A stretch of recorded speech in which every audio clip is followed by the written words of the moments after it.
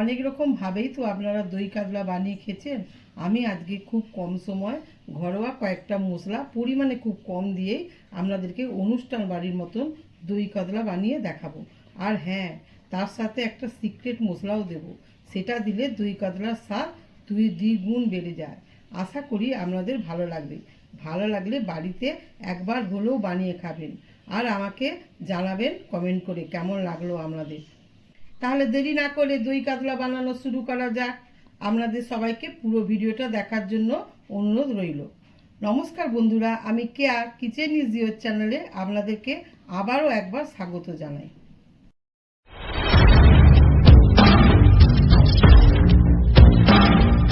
দই কাতলা বানানোর জন্য আমি 3 পিস কাতলা মাছ নিয়ে নিয়েছি।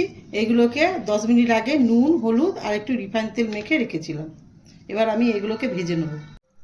কড়াই গরম হতে কিছুটা রিফাইন তেল দিয়ে দিয়েছি, ওতে কিছুটা নুন আর একটু হলুদ দেবো।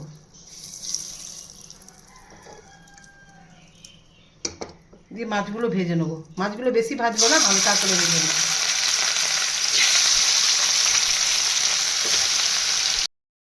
মাছটা পাশে ভাজা হচ্ছে, আমি এই পাশে একটা বড় সাইজের পেঁয়াজকে এরকম করে কেটে নিয়েছি। 5-6 কোয়া রসুন নিয়েছি, আদা নিয়েছি হাফ ইঞ্চি, আর কাঁচা লঙ্কা নিয়েছি 2টো। এগুলোকে একসঙ্গে বেটে নেবো। কড়কড়া করে ভাজার দরকার নেই, এরকম হালকা করে ভাজা হলে উঠিয়ে নিতে হয়।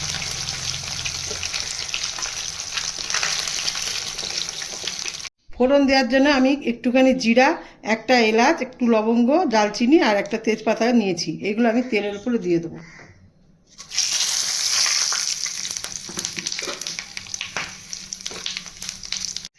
পেঁয়াজ, রসুন, আদা, কাঁচা লঙ্কাটা বেটে রেখেছিলাম, ওইটা দিয়ে দেবো। আলাদা আলাদা করে বাটার দরকার নেই, একসঙ্গে পেঁয়াজ, রসুন, আদা, কাঁচা লঙ্কা বেটে নিলেই হবে।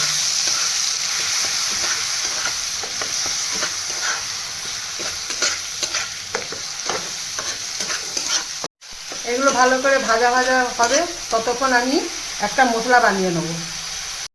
এখানে আমি হাফ চামচ হলুদ, হাফ চামচ লঙ্কা, হাফ চামচ জিরা, হাফ চামচ ধনে গুঁড়ো আর একটু নুন নিয়েছি। এগুলোকে জল দিয়ে মিশিয়ে নেব।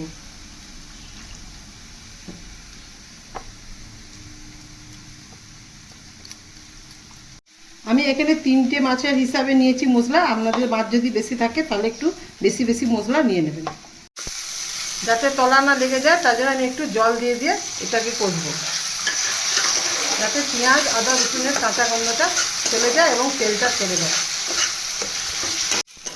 পেঁয়াজ, রসুন, আদাটা 5-7 মিনিট কষে নিয়েছি, তেল ছেড়ে দিয়েছে। এবার আমি যে মশলাটা ভিজিয়ে রেখেছিলাম এটা দিয়ে দেবো।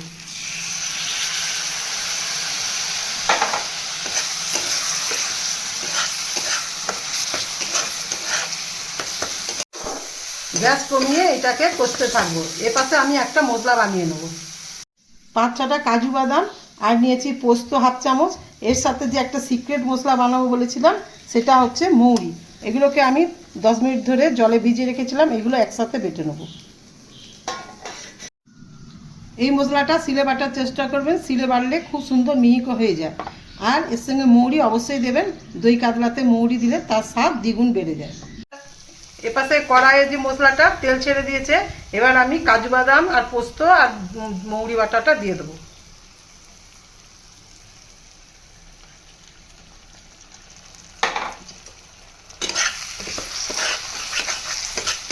কাজু বাদাম দেওয়ার পরেও তেল ছেড়ে গেছে, এবার আমি দইটা দিয়ে দেবো।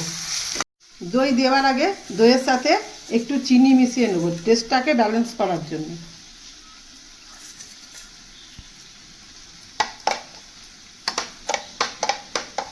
দইয়ের সাথে চিনি ভালো করে মিশিয়ে নিয়েছি, এবার আমি এর উপরে দিয়ে দেবো। দিয়ে গ্যাসটা কমিয়ে রাখবো,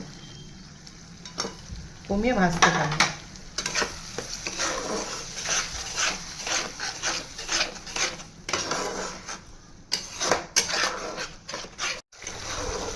দইটা দিয়ে 10 মিনিট ধরে কষতে হবে। দই দেওয়ার পরে 10 মিনিট এরকমভাবে নেড়েছি মিডিয়াম টু লো হিটে। এবার আমি জল দিয়ে দেবো।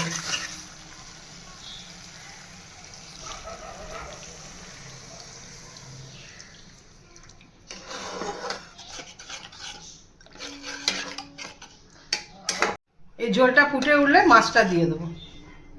এই সময় নুনটা চেক করে নেবেন। আপনারা গরম জল দেওয়ার চেষ্টা করবেন। ঝোলটা ফুটে উঠেছে, এবার আমি মাছটা দিয়ে দেবো।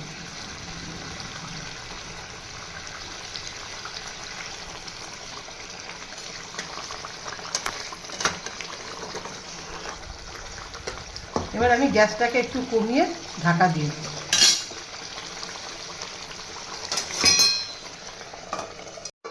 এবার আমি ঢাকা খুলে আপনাদেরকে দেখাচ্ছি। দেখুন গ্যাসটা কমিয়ে দেওয়ার জন্য কত সুন্দর একদম তেলটা ছেড়ে গেছে আর কত সুন্দর দেখতে লাগছে। এবার আমি তেজপাতাটাকে উঠিয়ে একটা জায়গায় ঢেলে আপনাদেরকে দেখাচ্ছি কত সুন্দর লাগছে। আপনারা চিনির পরিমাণটা খুব কম দেবেন, বেশি মিষ্টি হয়ে গেলে খেতে ভালো লাগবে না। আমার ভিডিওটা যদি ভালো লেগে থাকে তাহলে ভিডিওটাকে লাইক এবং শেয়ার করে দেবেন। নতুন বন্ধু হলে সাবস্ক্রাইব করে পাশে থাকবেন। আমার ভিডিওটা শেষ পর্যন্ত দেখার জন্য আপনাদেরকে অসংখ্য ধন্যবাদ।